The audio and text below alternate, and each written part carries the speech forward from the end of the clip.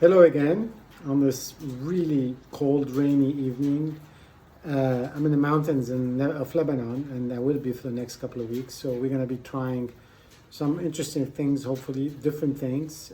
Not all Lebanese necessarily, but this is one of them. This is a Lebanese wine called Chateau Qanafar with a Q. It's a small property up in the Qanafar region in the Bekaa Valley where they own their own grapes. Some people, as we've discussed before, some wineries in Lebanon plant their own grapes. Some of them buy from their neighbors or plant with other, partners, or whatever. These guys, they pride themselves on having basically all their own land and their own grapes. It's primarily Syrah and Cabernet Sauvignon. They have several cuvées. They have a white. They have some Petit Verdot and some Merlot. This is their flagship called Chateau Qanafar. It's made with basically, for this particular vintage, 72% Syrah, 28% Cabernet. Sometimes they add in a little bit of Merlot or Petit Verdot. Anyway, it's a property that some friends of mine, the wine have tasted, and they told me a lot of good. So I figured, let's try for ourselves.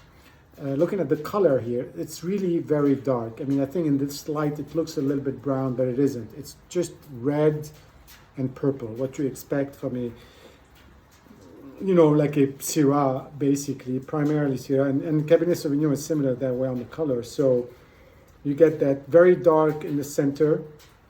This is unfined, unfiltered. It's just sort of, they try to really be, on the whole, they say that they really non-interventionist as much as they can. The wine and age for about a year in oak, about a third new, a third 1 year, a third 2 year, and then it's bottled, and then it doesn't really get kept in the bottle for too long, and then it gets released on the market probably faster than some of the other wines, but not really right away, as we know with a lot of Lebanese wines.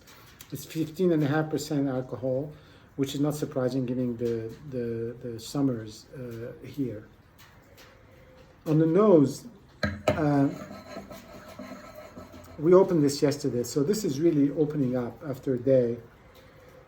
There's a lot of that typical stuff. I don't have any pepper from the Syrah. And the Syrah in this part of the world, it reminds me more of the California Syrah, not the Northern Rhone Syrah. So you get a lot of fruit, and not a lot of pepper. And at this age, you're not going to get any of the earth tones. But there's some of that liqueur de cassis I get in there too, which is kind of interesting. I mean, it's not necessarily sweet, but it's got that little bit of a depth to it when you think about fruit. And grenadine, maybe liqueur de cassis, and the cherry that you would expect. No heat on the nose. It just seems very harmonious, very pleasant. Let's see what we have.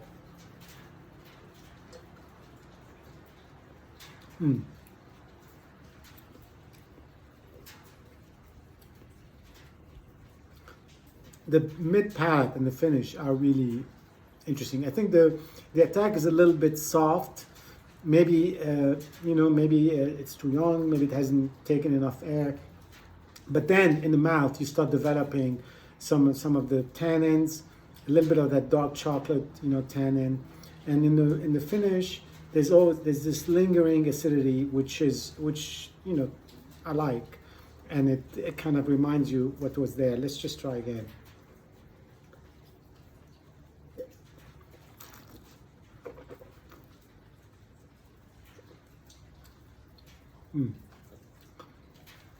It's very nice. I mean, it's not, maybe it's not necessarily as complex as some others or layers or what have you, but it is truly like a good wine. You drink it, you don't feel the alcohol. There's no heat.